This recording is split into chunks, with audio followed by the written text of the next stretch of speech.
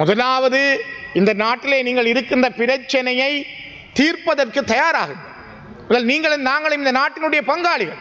கௌரவ பிரதமர் அவர்கள் இருக்கிறார், பல உறுப்பினர்கள் இருக்கிறீர்கள்.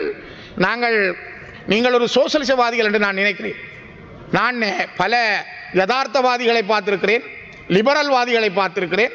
ஆனால் உங்களை சோசலிசவாதிகளாக நீங்கள் சொல்லிக் கொள்கிறீர்கள். இந்த சோசலிசம் என்ற ஒடுக்குமுறைக்கு எதிரான உங்களுடைய போராட்டம், நீங்கள் காலனித்துவத்துக்கு எதிரான உங்களுடைய போராட்டம், நவகாலனித்துவத்துக்கு எதிரான உங்களுடைய போராட்டம், நாங்கள் கொஞ்சம் கொஞ்சம் உங்களோடு அந்த எண்ணங்களை கொண்டவர்கள். அதனால்தான் நாங்கள் ஒரு தமிழ் பேசும் மக்களாக, தமிழர்கள், முஸ்லீம்கள் இந்த மண்ணிலே தொடர்ந்து நாங்கள் இந்த நாட்டில் ஒரு தீர்வுக்காக நாங்கள் கேட்கிறோம் உங்கள்கிட்ட. ஆகவே இந்த தமிழ் பேசும் மக்களுடைய பிரச்சனையை, ஒடுக்குமுறைக்காக அந்த மக்களுடைய, ஒடுக்கப்பட்டிருக்கிற மக்களுடைய சுயநிர்ணய உரிமையை அங்கீகரிக்காத சோசலிசம் என்றால் அது என்ன சோசலிசம்? உங்களுடைய டில்வின் சில்வா அவரை கேளுங்கள், உங்கள் கட்சியினுடைய செயலாளர் நாயகம் அவரை கேளுங்கள், அல்லது ஜேவிபியினுடைய சாபர்களில் ஒருவர் அவரை கேளுங்கள். ஒடுக்குமுறைக்கு வாழுகின்ற மக்களுக்கான சுயநிர்ணய உரிமை என்றால் என்ன?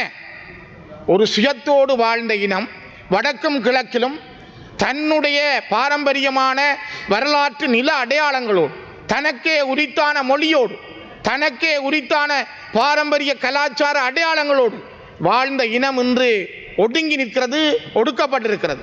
ஆனால் அதை பற்றி பேசுகின்ற திராணி, தைரியம் இந்த நாட்டில் எந்த தலைவருக்கும் இல்லை.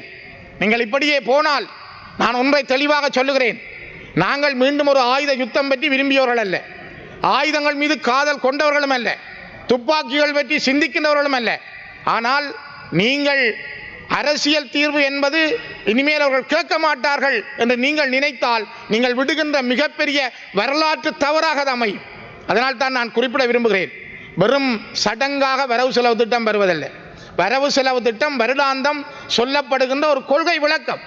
இந்த நாட்டினுடைய மிகப்பெரிய பொருளாதார வல்லமையை, இந்த நாட்டினுடைய கொள்கையை அடுத்த ஆண்டிலே எவ்வாறு நாங்கள் நடைமுறைப்படுத்துவோம் என்பதை சொல்லுகின்ற மிகப்பெரிய ஒரு கொள்கை ஆவணம்தான் அந்த நாட்டினுடைய பாதீடு என்பது.